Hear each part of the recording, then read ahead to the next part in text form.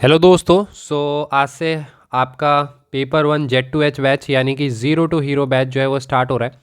साथ ही साथ हमारा साइंस का भी ज़ीरो टू हीरो यानी Z to H बैच जो है वो स्टार्ट हो रहा है। ठीक है। इस वीडियो में क्या होना है, इस वीडियो में सिंपल सा है कि हम इस कोर्स में क्या क्या करेंगे, कैसे कैसे करेंगे, उस पर बात करेंगे और आपको क्या करना है उससे रिलेटेड इसमें जानकारी मिलेगी। इस वीडियो के बाद आपको साइंस की स्ट्रैटेजी वीडियो देखनी है, यानी ये पहली वीडियो हो जाएगी जिसमें हम क्या क्या चीज़ें दे रहे हैं, कैसे कैसे दे रहे हैं, कब कब देंगे, वो वाली हो जाएगी। फिर आपको क्या क्या करना है, कैसे कैसे करना है, उस पर बात करेंगे। इसके बाद साइंस की स्ट्रैटेजी वीडियो यानी साइंस करना किस तरह से, तो वो वाला वीडियो आपको देखना है। ठीक है। तो ये आपका कोर्स ऑफ एक्शन होना चाहिए। तो आज आपका 16th है। ठीक है। आज से ही हमारा कोर्स स्टार्ट होना था, बट आप मॉर्निंग में देखेंगे तो मैंने एक मैसेज डाला था कि 17 से यानी कल से स्टार्ट होगा। बिकॉज थोड़ा सा मुझे कोल्ड है और फीवर भी है, थोड़ा सा आपको वॉइस से भी लग रहा होगा। बट लेटर आई रियलाइज कि कोर्स काफ़ी बड़ा है और चीज़ें काफ़ी डिटेल में हम कवर कर रहे हैं। सो जितना जल्दी अगर हम स्टार्ट करते हैं उतना बेहतर है। और यहाँ पर चीज़ें को सिर्फ एक्सप्लेन करना है कैसे होंगी चीज़ें, तो थोड़ा सा आप भी बीइंग ए स्टूडेंट बियर कर सकते हैं और चीज़ें आपको क्लियरली ऑडिबल भी होंगी, तो आप चीज़ें समझ तो पाएंगे ही।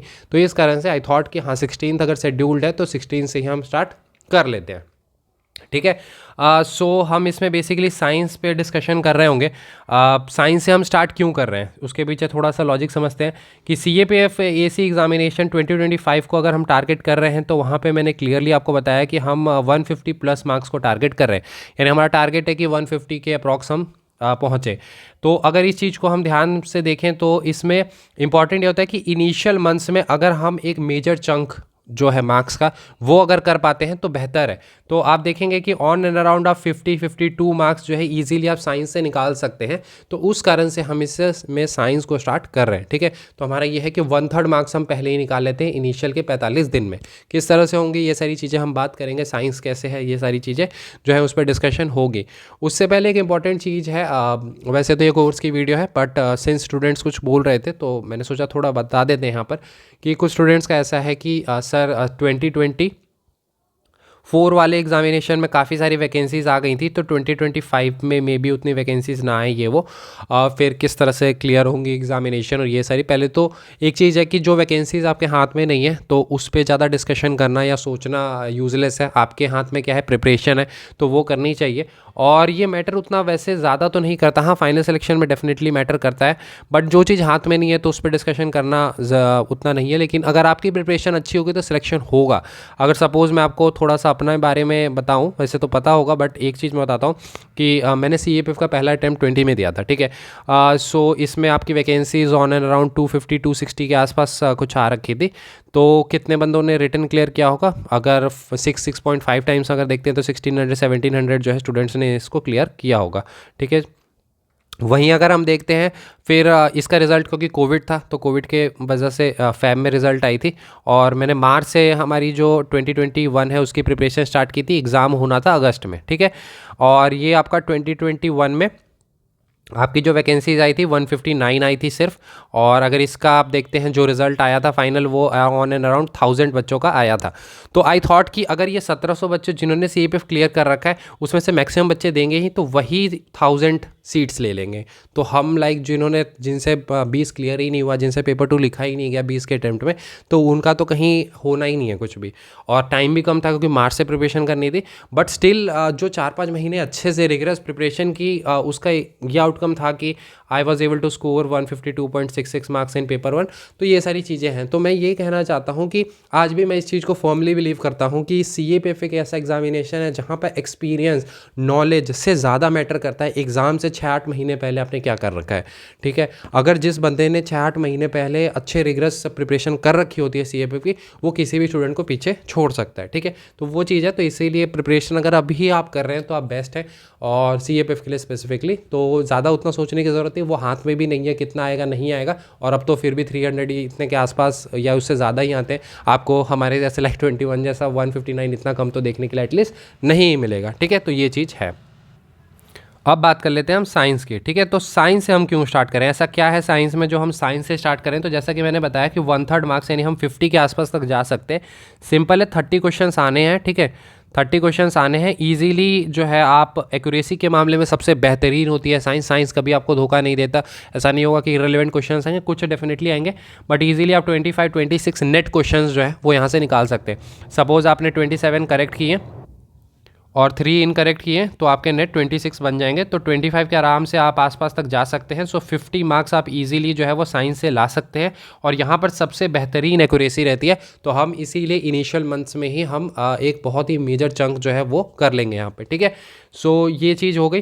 पहले मैं बता देता हूँ कि सर के बारे में, जो आपके क्लासेस ले रहे होंगे तो विशेष सर हैं। हमने कोशिश ये की है कि जो भी क्लासेस लें उनका CAPF CDS इसमें बैकग्राउंड है, ठीक है, लेकिन उसके अलावा उनका उस सब्जेक्ट में बैकग्राउंड होना चाहिए। जैसे सात्विक सर आपकी क्लासेस ले रहे हैं पॉलिटी की, तो वो AC हैं, वो एक चीज़ है। उसके अलावा उनका PSIR में बैकग्राउंड है, ठीक है। सेम मैनर में नवीन सर आपके ले रहे हैं, तो उन्होंने CAPF क्लियर किया है मल्टीपल टाइम, बट उसके अलावा उनका मास्टर्स है ज्योग्राफी में। तो हमने कोशिश ये की है कि जो सब्जेक्ट जो ले रहे हैं उनका एक मतलब थोड़ा सा वो बैकग्राउंड भी रहना चाहिए। तो सेम मैनर में आपके क्लासेस जो हैं विशेष सर ले रहे हैं, ठीक है।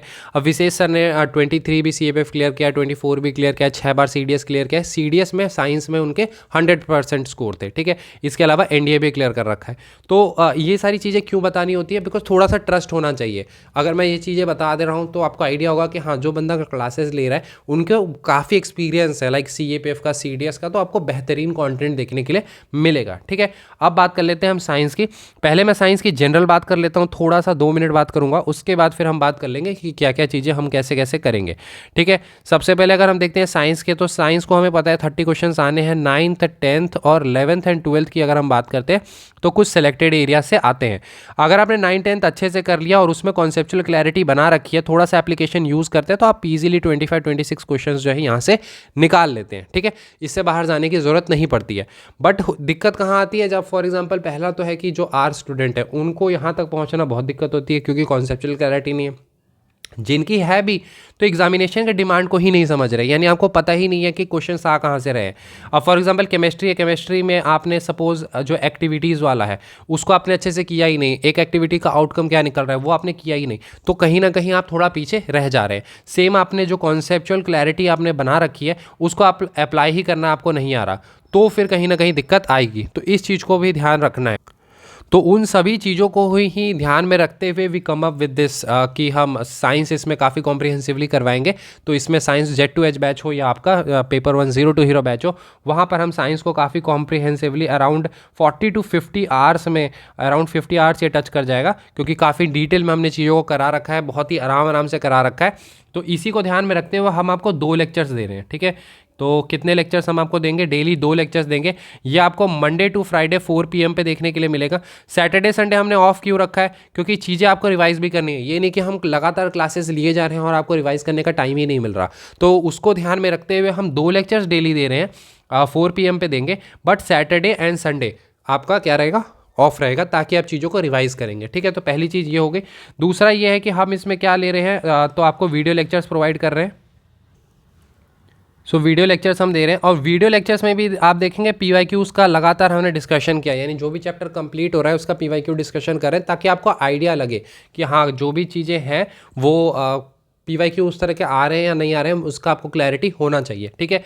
मैं सिर्फ इतना बोलूँगा कि साइंस के लिए, ठीक है, साइंस के लिए आपको कहीं कुछ नहीं करना, ठीक है। मैं हर सब्जेक्ट के लिए ये चीज़ नहीं बोलूँगा। मैं जब हिस्ट्री की वीडियो बनाऊंगा, जब आपका हिस्ट्री स्टार्ट होगा तो मैं ये चीज़ नहीं बताऊंगा, या इकोनॉमिक्स भी होगा तो मैं रैंडम क्वेश्चंस के लिए वो बात नहीं बोलूँगा। लेकिन जब कॉन्सेप्चुअल क्वेश्चंस आएंगे इकोनॉमिक्स के, तो मैं बोलूँगा कि हाँ कोर्स से बाहर नहीं आएंगी। तो सेम मैनर में साइंस में मैं ये कहूँगा, जितना हम कर रहे हैं कोर्स में कर रहे हैं उतने ही करने की ज़रूरत है। ज़्यादा आपको NCERT ये सभी चीज़ें देखने की ज़रूरत नहीं है। अगर आप अपने साइड से देखते हैं तो वेल एंड गुड है, बट हमने भी सिंस NCERT को ही सोर्स बना रखा है, चीज़ें बहुत ही कॉम्प्रिहेंसिवली कर रखी है, और सारी चीज़ें हम दे रहे हैं आपको, हम नोट्स दे रहे हैं, क्वेश्चंस दे रहे हैं, सारा कुछ दे रहे हैं। तो ज़रूरत नहीं पड़ेगी कि कोर्स से बाहर कुछ चीज़ों को देखें।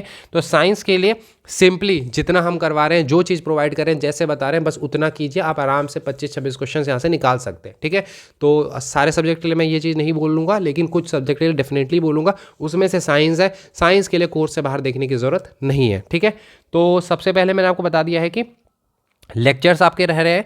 इसके बाद हम इसमें आपको स्प्रिंट की जो बुकलेट्स हैं, यानी 3 बुकलेट्स जो हैं वो हम आपको प्रोवाइड कर रहे होंगे, तो वो आप रिवीजन पॉइंट ऑफ व्यू से यूज़ कर सकते हैं। बुकलेट भी ऐसा नहीं है कि रैंडम एनसीईआरटी उठाया और उसके चैप्टर को देखा, इसमें से इंपॉर्टेंट ये है, इसको कॉपी कर लिया और उसके शॉर्ट नोट्स बना के दे दिए। नहीं, पूरा सीक्वेंस अच्छे से अरेंज्ड है, पीवाईक्यू को देख के बनाया गया है। और सेम जैसे केमिस्ट्री है, तो अगर केमिस्ट्री में एक्टिविटीज़ इंपॉर्टेंट हैं तो स्पेसिफिकली उसमें मेंशन कर रख दिया है कि एक्टिविटीज़ ये है, इसके आउटकम ये है, इसके आउटकम ये निकलती है। तो ताकि जिस तरह का क्वेश्चन आता है, वो कोई केमिकल रिएक्शन के बाद कुछ बन रहा है तो उसका कलर क्या है, आपने देखा हो बहुत बार कलर पूछते हैं, तो कलर क्या है, तो इस तरह से हमने पीवाईक्यू को देखकर जो चीज़ें रिक्वायर्ड है वो हमने कर रखी है। ठीक है, सेम मैनर में 11th and 12th, very very important, 11th and 12th की जो सेलेक्टेड पोर्शन है वो हमने इसमें डाल दिया है। ठीक है, तो लेक्चर्स में भी वो चीज़ है और नोट्स में भी है। तो इस कारण से इस कोर्स के बाहर आपको साइंस में कुछ नहीं देखना। ठीक है, तो ये हो गई आपकी लेक्चर्स हो जाएंगे, फिर आपका बुकलेट्स हो जाएंगे, बाकी हम पीपीटी ये सब दे देंगे। जो Z2H बैच में है, यानी पेपर 1 Z2H बैच में, साइंस Z2H में प्रैक्टिस क्वेश्चन तो इंक्लूडेड नहीं रहेंगे। पेपर 1 Z2H वाले जो हैं उनकी अगर हम बात करते हैं तो उनको प्रैक्टिस क्वेश्चंस भी देखने के लिए मिलेंगे, यानी हम एक सेपरेट टेलीग्राम चैनल बना देंगे, वहाँ पर चैप्टर वाइज क्वेश्चंस हम देंगे। ठीक है, सो आप जैसे जैसे चीज़ें कर रहे हैं उसके बाद आप क्वेश्चंस प्रैक्टिस कर सकते हैं, ताकि आपको खुद भी आइडिया लगे कि हाँ, मतलब क्वेश्चंस बन रहे हैं नहीं बन रहे हैं, कहाँ पर वीक एरियाज़ हैं, और उन वीक एरियाज़ को आप फिक्स कर पाएँ।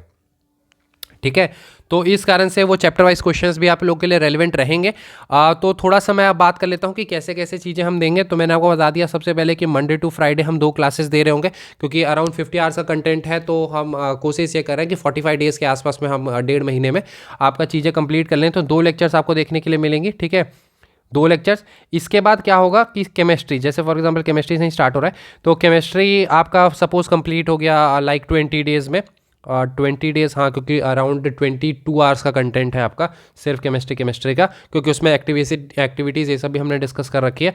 तो सपोज 20 डेज़ में हो जाएंगे, क्योंकि सैटरडे संडे ऑफ रहेगा, डेली 2 लेक्चर्स मिलेंगे। तो उसके जिस दिन वो कंप्लीट होगा तो आपको स्प्रिंट वाली बुकलेट मिल जाएगी। ठीक है, फॉर योर रिवीजन पर्पस। बाकी पीपीटीज़ जो हैं वो क्लास के बाद आपको देखने के लिए मिल जाएंगी। ठीक है, तो आपको ये बुकलेट्स भी उसी अनुसार से देखने के लिए मिल जाएगा। फिर आपका फिजिक्स स्टार्ट होगा, तो फिजिक्स जिस दिन कंप्लीट हो जाएगा उस दिन आपको फिजिक्स की बुकलेट मिल जाएगी। फिर बायो कंप्लीट होगा जिस दिन, उस दिन बायो की बुकलेट मिल जाएगी। ठीक है, फिर पूरा जब साइंस कंप्लीट हो जाएगा, जब पूरा साइंस कंप्लीट हो जाएगा यानी 45 डेज़ बाद, तो हम एक टेलीग्राम चैनल आप लोग के लिए क्रिएट कर देंगे और उस टेलीग्राम चैनल पर प्रैक्टिस क्वेश्चन देखने के लिए मिलेंगे। अभी हम स्टार्टिंग इनिशियल फेज में नहीं करना चाहते हैं, क्योंकि अभी आपके ऊपर बर्डन है। मैं आपको बता रहा हूँ कि सिर्फ आपने ये कोर्स लाइक वीडियो लेक्चर्स इन सभी के लिए नहीं कर रखा, एक गाइडेंस, एक मेंटरशिप के लिए भी कर रखा है। तो कहीं ना कहीं जो चीज़ें हम बता रहे हैं, जिस तरह से बता रहे हैं, अगर उस तरह से करते हैं, क्योंकि देखिए मानते हैं कि ठीक है उतना हमें नहीं पता होगा, बट कहीं ना कहीं अगर बैक टू बैक क्लियर किया है तो थोड़ी बहुत तो जानकारी होगी एग्जामिनेशन से रिलेटेड। तो जितना हम बता रहे हैं, जिस तरह से बता रहे हैं, कोशिश कीजिए कि उसी तरह से करें तो ज़्यादा बेहतर है। तो डेली आपके 2 लेक्चर्स हैं, एंड देन उसके बाद उसकी पीपीटीज़ हैं, ये सारी रिवाइज करनी है। तो इस कारण से हम ज़्यादा आपके ऊपर बर्डन नहीं देना चाहते हैं। तो जब आपकी पूरी साइंस कंप्लीट हो जाएगी देन हम आपको क्वेश्चंस जो है वो प्रैक्टिस करवाना स्टार्ट कराएंगे। ठीक है, ताकि आप सिंक में रहिए, यानी कि चैप्टर सब्जेक्ट खत्म हो गया उसके बाद फिर आप साइंस को कंप्लीटली छोड़ दिया, फिर सपोज ज्योग्राफी स्टार्ट हो रहा है तो आप सिर्फ ज्योग्राफी कर रहे हैं, तो उस तरह से नहीं, आपको सिंक में रहना है। तो ये हो गया कि इस तरीके से हम चीज़ों को इसमें कवर कर रहे होंगे और ये चीज़ें हम इसमें आपको प्रोवाइड कर रहे होंगे। अब बात आती है कि आपको क्या करना है। ठीक है, आपको क्या करना है, तो सबसे इंपॉर्टेंट चीज़ है कि वीडियो लेक्चर्स को बहुत ही अच्छे से देखना है। ठीक है, जब वीडियो लेक्चर्स आ जाए, जब भी आपका फ्री हो, रिकॉर्डेड है, ठीक है, तो जब भी आप फ्री हो तब देख सकते हैं। तो वीडियो लेक्चर्स को अच्छे से देखना है। अगर आप अपने रनिंग नोट्स बनाना चाहते हैं तो बना सकते हैं। ठीक है, कहीं कोई दिक्कत नहीं है, रनिंग नोट्स जो भी स्टूडेंट है बनाना चाहते हैं बना सकते हैं, क्योंकि कहीं ना कहीं रनिंग नोट्स काफ़ी हेल्पफुल रहते हैं, क्योंकि जो चीज़ आप जिस तरह से समझते हैं उसको आप करते हैं। वैसे अगर नहीं बनाते तो कोई दिक्कत नहीं है, क्योंकि हमने तो लाइक बुकलेट दे रखी है, तो वो चीज़ है। तो वीडियो लेक्चर्स हम देंगे तो उसको आपको देखना है। उसके बाद जो उसमें पीवाईक्यू डिस्कशन है उसमें कोशिश ये करनी है कि पीवाईक्यू जब आ रहा है तो आप पॉज करें और उसके बाद उस क्वेश्चन को अटेम्प्ट करें, क्योंकि कॉन्सेप्चुअल क्लैरिटी हो गई ना, लाइक वो चैप्टर पढ़ रखा है तो अब उसके क्वेश्चंस बनने चाहिए। और उसके बाद जब टीचर डिस्कस कर रहे हैं तो वो चीज़ आप देखेंगे कि आपका वो करेक्ट था या नहीं। एक बार वीडियो लेक्चर्स एंड पीवाईक्यू का डिस्कशन कर लिया, फिर जब हम हमारी स्प्रिंट बुकलेट्स देंगे तो फिर सिर्फ इन पे फोकस करना है, यानी बुकलेट्स पे फोकस करना है और इसको टिल एग्जामिनेशन तक रिवाइज करना है। और बहुत बल्कि नहीं दे रहे, ऐसा नहीं है कि बहुत सारे बल्कि। केमिस्ट्री की आई थिंक 40 या 45 पेजेस की है, ठीक है। प्रूफ रीडिंग ये सब हो गई है तो आई थिंक 40 या 45 पेजेस तक गई है, तो 40 और 45 पेजेस की ही है मात्र, ठीक है। वो भी इसीलिए क्योंकि इनिशियल टाइम पे तो वो लाइक 30 पेजेस में ही बनी थी, बट सिंस हमने एक्टिविटीज़ और ये सारे और PYQ के बेसिस पे चीज़ें इसमें ऐड की हैं और बहुत ही अच्छे से किया है। और ये नहीं कि 40-45 पेजेस में बहुत ज़्यादा कंटेंट ऐसे डाल के फॉन्टिंग छोटी करके, ऐसे नहीं, बिल्कुल स्पेसियस सारी चीज़ें वो आप देखेंगे। तो 40-45 पेजेस के ज़्यादा नहीं है, तो उस तरह से उनको आपको बार बार रिवाइज करना है क्योंकि क्वेश्चंस आपको देखेंगे कि मैक्सिमम वहाँ से देखने के लिए मिल जाएंगे। और कॉन्सेप्चुअल क्लैरिटी जो होगी वो इंपॉर्टेंट है, बिकॉज काफ़ी सारे क्वेश्चंस ऐसे होंगे, ठीक है, जो आपके एप्लीकेशंस पे बनेंगे, यानी कि जो नॉलेज आपने एक्वायर किया है उसको अप्लाई करना होगा, ठीक है, क्वेश्चंस में। तो वो तो जब लाइक सर भी डिस्कस कर रहे होंगे तो वो आपको PYQ में वो चीज़ बता रहे होंगे, बाकी फिर उसको आपको इंप्लीमेंट भी करना है, क्योंकि अगर आप खुद से इंप्लीमेंट नहीं करेंगे तो वो चीज़ आप सीखेंगे नहीं। जैसे एलिमिनेशन हो गया, कुछ लॉजिक से हो गया, कुछ इंट्यूशन से हो गया, तो वो क्वेश्चन को उस तरह से भी सही करना होगा। बाकी हमने बुकलेट में कोशिश की है कि फैक्चुअल इन्फॉर्मेशन भी डाल दें, ठीक है, यानी कि सिर्फ NCERT वाला चीज़ें नहीं है, जहाँ पे फैक्चुअल इन्फॉर्मेशन रिक्वायर्ड है वो डाल दिया। लाइक अब सपोज अभी रिसेंट में पेंट वेंट वाला क्वेश्चन आ रहा है तो हमने वो चीज़ें डाल दी हैं ताकि दिक्कत ना आए। तो इस कारण से आप देखेंगे कि हमने कोशिश की है कि पूरी चीज़ें बहुत ही अच्छे से करवा रखी है, ठीक है। इसके बाद जब आपका सब्जेक्ट कंप्लीट हो जाएगा तो फिर उस टेलीग्राम चैनल में जुड़ना है और एक एक करके चैप्टर को रिवाइज करते जाना है।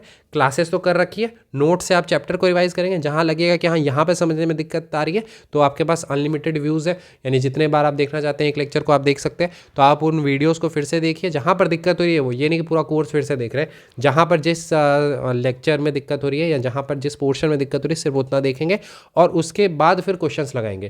क्वेश्चंस लगाने के बाद सपोज आपके 30 क्वेश्चंस थे उस चैप्टर में, PDF वाली भी हम देंगे अलग से और क्विजेज वाली भी अलग से देंगे, ठीक है। तो इसमें सपोज 5 आपके इनकरेक्ट हो गए, 25 करेक्ट हो गए, ठीक है। तो 5 इनकरेक्ट होंगे तो आपको आइडेंटिफाई, इसमें भी कुछ सपोज तुक्के से सही होंगे तो उनको भी ध्यान रखना है। और इसमें आपको देखना है कि वो 5 क्वेश्चंस कैसे थे, कॉन्सेप्चुअल थे, फैक्चुअल थे, कैसे थे, क्या कोर्स में कवर्ड नहीं था, कहाँ दिक्कत आ रही है, तो वो दिक्कतों पे काम करना है। यानी जो वीक एरियाज आपको दिखेंगे उनको फिक्स करना है। अगर आप लगातार वीक एरियाज को फिक्स नहीं करेंगे तो कोर्स का भी कोई फ़ायदा नहीं है और कहीं कोई फ़ायदा नहीं होगा, तो इसीलिए वीक एरियाज़ को फिक्स करना है, ठीक है। तो आई होप चीज़ें आपको समझ आ गई होंगी, कैसे होंगी, क्या होगा, सारा कुछ समझ आ गया होगा। मेन अभी बस आपको ये याद रखना है कि 2 लेक्चर्स आपको मिल रहे हैं तो अभी अच्छे से आप 2 लेक्चर्स को करेंगे, ठीक है। सो आई होप क्लैरिटी मिल गई होगी साइंस से रिगार्डिंग। अब क्या करना है, इसके बाद आपको जाके साइंस की स्ट्रैटेजी वीडियो देखनी है, ठीक है। अब साइंस कैसे करना है वो समझना होगा ना, तो साइंस की फिर स्ट्रैटेजी वीडियो देखनी होगी। साइंस की स्ट्रैटेजी वीडियो के बाद पहला लेक्चर पहले से अपलोडेड है, वो डेमो लेक्चर था, आज आपको दूसरा लेक्चर भी देखने के लिए मिल जाएगा। तो 2 लेक्चर्स आपके हो जाएंगे केमिस्ट्री के, वो आपको देखने हैं, ठीक है।